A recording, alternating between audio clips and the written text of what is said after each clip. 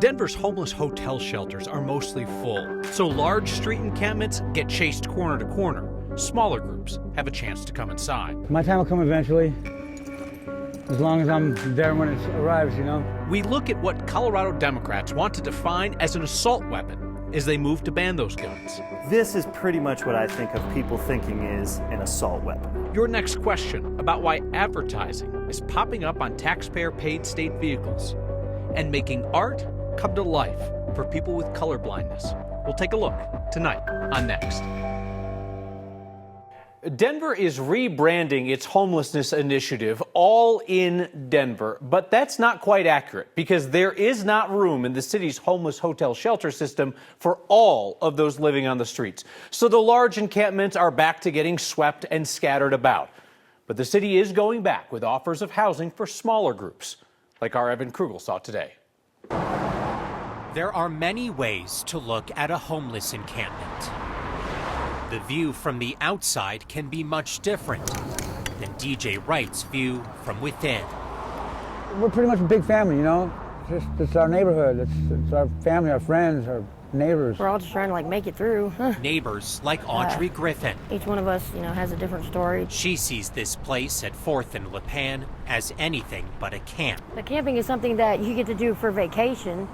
You roast s'mores and you go home and go back to regular life after that. You don't stay outside. For Audrey, that's about to change. After Denver workers came through last week and chose roughly 50 people to move into housing as part of their goal to get 2,000 people off the streets. We're moving people indoors today is what we're doing. This is another move-in day under the All In Mile High initiative in Denver. At the time that we created the list, it was based on a certain number of housing resources that we had. The good news is today's not the last move-in day for the city. There's many more of these ahead. That's the smartest and most proactive thing that's been done in years. From Audrey's perspective, she was in the right place at the right time. DJ wasn't. It sucks, man. It really does. He was sleeping at a friend's house in Lakewood, so instead of boarding a bus to a home this morning, he was told to move out. Don't care where you go, but you can't stay here, and don't let us see you guys in big groups because we're going to come and kick you out again. And while DJ's happy to see friends get help, he's hoping his view changes soon. My time will come eventually, as long as I'm there when it arrives, you know. Now, the city says everyone who was at this camp last week was offered a place to stay, but those who weren't there and those who showed up after the city came through, they will have to wait until more housing becomes available. And Kyle, it is very unclear when that could be. And the mayor said when he was running for office that he wanted to move people kind of in their social groups into housing because he thought it would create more cohesion, better chance for them to succeed. Right. But your social group can't be too large or else you're not going to get in. You have to have the right size group at the right moment. Right. Right place, right time. And you need to be in a smaller group. A lot of these folks came from that initial camp that was swept earlier. And so really you need to be in that small environment and you need to be there when the city happens to come. Yep, and the city needs to open up beds by getting people into transitional shelter from that first step. All right, Evan, thank you. You bet. Denver plans to close its last remaining hotel shelter for migrants by this summer. The city is about to send staff to the border to spread the word that Denver's tapped out of resources. The city is instead setting up a housing and case management system for 800 migrants at a time, where the city will guide them through the work authorization system. Migrants who are arriving now in Denver are not eligible for that program. It's full. So they will get 3 days of shelter, then they're out on their own. Weather's weathering on the Front Range tonight, especially out east, though, Kathy. That's right, Kyle. A tornado watch remains in effect for eastern Colorado through 9 p.m. as the evening drive gets underway in Denver with scattered rain showers, a bit of wind, thunder, and lightning. Light snow is developed in the mountains, and 24 hours from now, that snow will turn heavy with winter weather and travel advisories posted for accumulating snow Friday into Saturday. Today, 72 in Denver, enough heating to get thunderstorms going, but 92 in Lamar. And our weather headlines, we are tracking these scattered strong storms, which will still bring rain, thunder, and lightning to Denver this evening. And then we have a round of cooler weather coming in for Friday and Saturday. Storms are tracking from the southwest toward the northeast. Tornado watch box areas in yellow here. We've had numerous hail reports on the northeastern plains. One tornado warning for a landspout. Southwest southwest of Akron. No damage or injuries. Heavy rain and some quarter-sized hail outside of Greeley and Keensburg. We're watching these storms track toward the Julesburg and Holyoke areas. 1-inch diameter hail there. Thunderstorms coming off the foothills. Some heavy rain on the way for Denver, Arvada, Broomfield, and Golden. And the threat for severe weather continues late into the night for northeastern Colorado. Isolated tornadoes to the east with large hail and damaging winds as this system continues to kind of send waves of showers back over the Front Range between now and the morning drive tomorrow. And then we'll be tracking another storm system that brings heavy rain to Denver Saturday and heavy mountain snow. I'll have the timing and details of that coming up. As Donald Trump's legal team told the Supreme Court today that a president killing their rival might be an official action protected by immunity, Trump's allies with Colorado connections are seeing new consequences for their attempt to overthrow American democracy. First, what happened in court today. Attorneys for Trump claimed that he should be immune from a Justice Department investigation into his alleged election interference. They say that Trump was acting in his official capacity when he did things like tell elections officials to find extra votes in his favor. Trump's attorney argues that a president should not face criminal charges without first being impeached and convicted. Several justices suggested kicking the case back to a lower court to decide whether Trump's actions were private or official. That could delay one of Trump's criminal trials well past Election Day. Two Colorado-connected characters on the Trump team have had their lives turned upside down as a result of their actions. There are new indictments this week against former Colorado Christian University professor Jenna Ellis and attorney for the Colorado Republican Party, John Eastman. Ellis already pleaded guilty to a felony in an election interference case out of Georgia.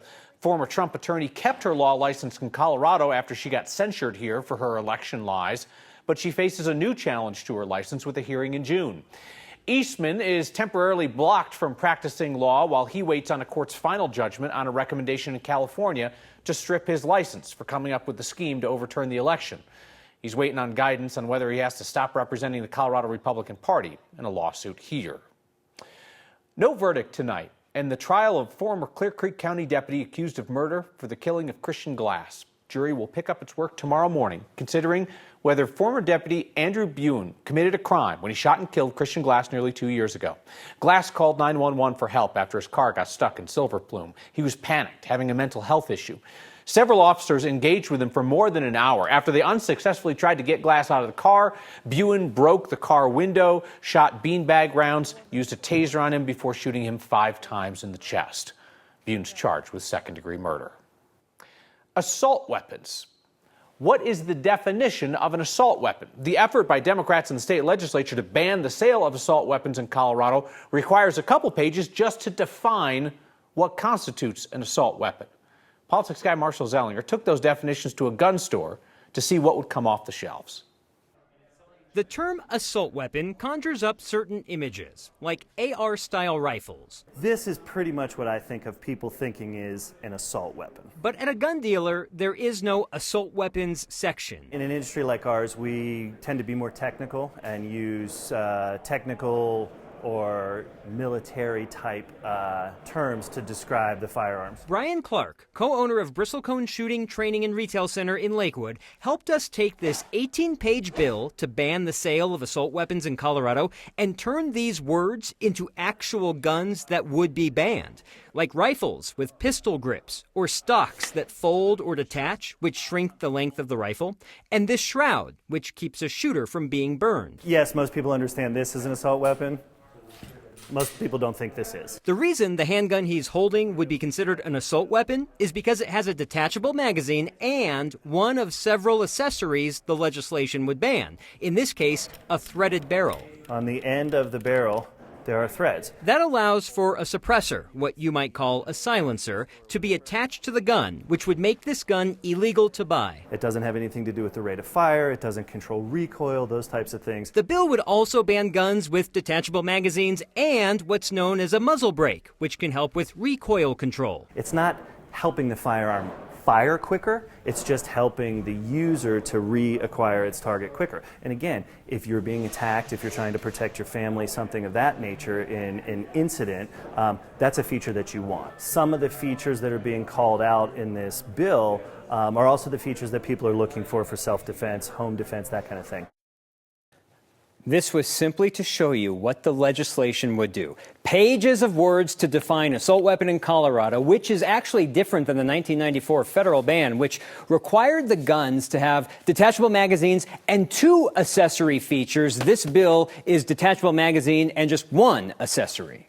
And this is important, Marshall, because sometimes people get on us when they hear us say so-called assault weapon, and we feel like we have to qualify it because there is no legal definition of assault weapon, at least until one is put on the books. So it means different things to different people. Yeah, and different states that try this type of ban define guns, assault weapons differently. And that's why that's so called. And when we went into the store and were shown this handgun, people don't generally think of that as an assault weapon. But if you take the words of the bill and make it into an actual gun, that would be roped into what would be banned based on how you're defining assault weapon in Colorado. Aren't a lot of people that think that this can actually get through the legislature and get signed by the governor, but it has gotten farther than it got last year. So we'll keep watching. Marshall, thank you. A long shot plan to ban schools in Colorado from using so-called seclusion rooms has now failed at the Capitol. And art appreciation gets a whole lot easier when you can see that art in color. We will see it with them for the first time next.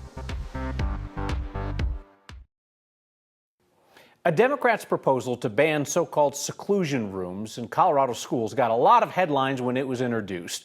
But the bill had just one sponsor at the time, the author. And today, despite all that media attention, the bill quietly died in committee, as was likely from the start. Rep. Regina English from Colorado Springs did not have the votes for her bill that would ban schools from disciplining students by putting them in unmonitored, locked rooms. She drafted the bill after Denver Public Schools found staff at McAuliffe International was leaving students in one of those rooms without proper supervision. During hours of debate last month, the bill got a mixed reception from parents, teachers, and school leaders. Critics worried that the bill was too broad and it would make it harder for teachers to deal with violent students. English tried watering down the bill, but it still did not have the votes to advance. She says she'll bring it back next year. Democratic candidates are huge underdogs in the race to replace former Representative Ken Buck in his super red district in eastern Colorado. Tricia Calvary's, Democrat running to fill Buck's term for the rest of the year, is going to be on the special election ballot in June because a judge rejected a lawsuit that claimed that she was ineligible. Lawsuit from a voter in Douglas County tried to keep the Secretary of State from certifying Calvary's name for the special election, claimed that Calvary's was ineligible under state law, which require a candidate to be registered with a Colorado political party for at least a year. Calvary's acknowledges she moved back to Colorado last year after working out of state and did not register in state until December. Yesterday, a judge in Denver ruled that she meets the constitutional requirements from office, wasn't trying to mislead voters because she's been a registered Democrat for years.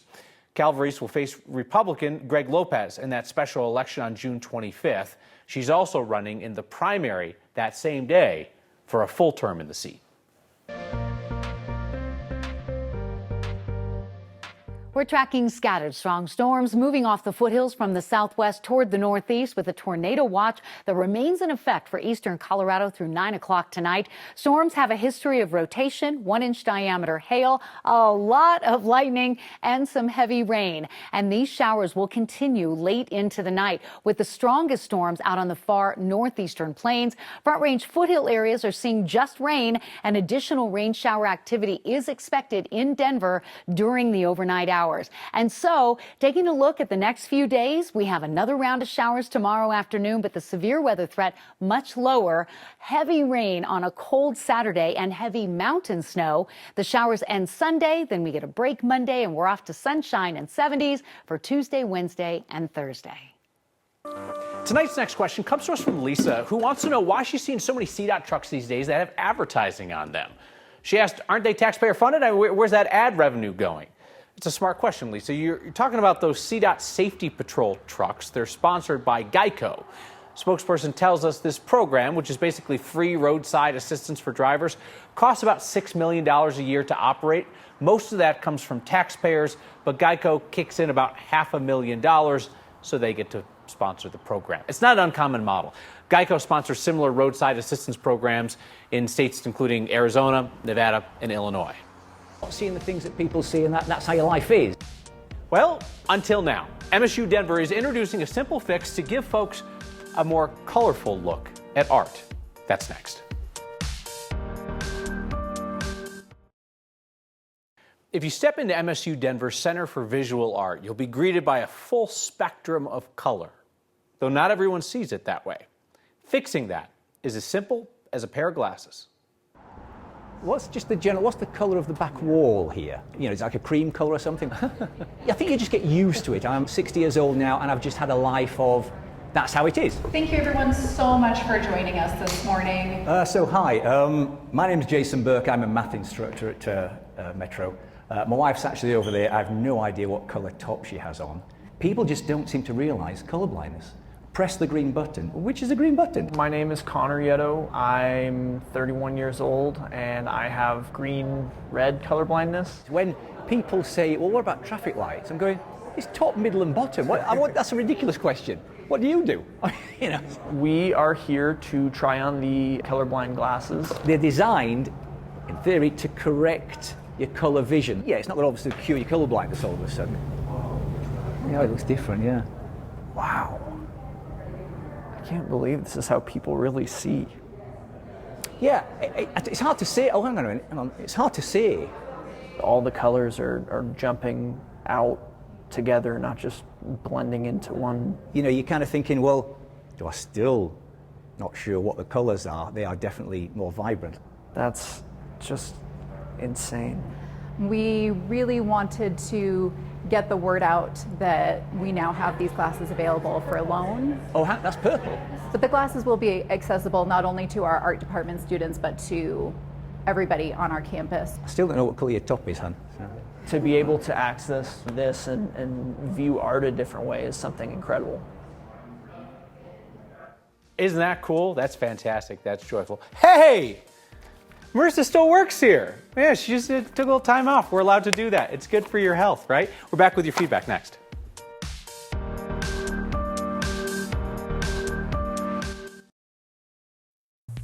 The most Colorado thing we saw today is a subtle nod to the frontier spirit. Save a horse, ride a tire swing. Our former producer Kevin Larson actually saw this in Park Hill in Denver. Because why have a tire swing when you can have a repurposed tire turned Bronco swing, complete with little stirrups on it? Email the Colorado things you see to next@9news.com or use the hashtag HeyNext.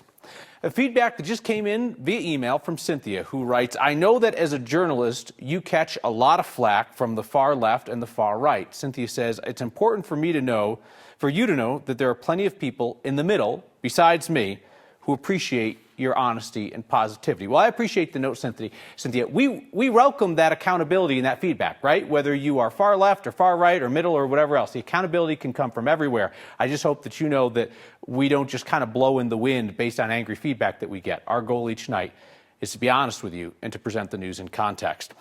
Text, nice jacket, Kyle. That one actually fits. That's probably a reference to me eating my way out of some other ones. And Michelle asks what this buttonhole is for. I don't know, it's just a style thing on some jackets. I learned that it used to be an English thing where people would close up their coats. There's actually a button on the other side if you can see it right here.